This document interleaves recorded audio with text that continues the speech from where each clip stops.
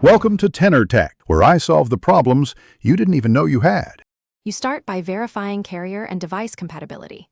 Make sure your carrier advertises Volte on your plan and your SIM is provisioned. Once done, update phone firmware and back up current APN and network settings so you can revert.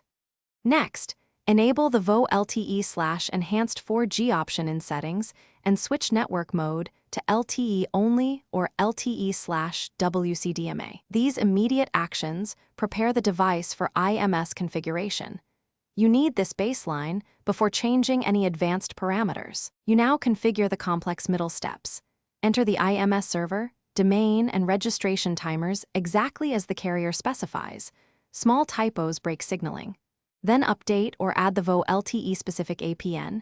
Use IP or IP4v6 as required, because data and IMS traffic must route properly. Provision any SIP/IMS credentials and push certificates if required. Some carriers use OTA provisioning. Finally, watch the device registration logs and network indicators to confirm the phone sends a register and receives a 200 OK response. You finish by validating end-to-end functionality. Place voice and SMS tests to ensure calls route over VoLTE and that the HD voice icon appears. Test handover between LTE and Wi-Fi. Monitor co-S metrics like jitter and packet loss, and capture logs if audio quality is poor.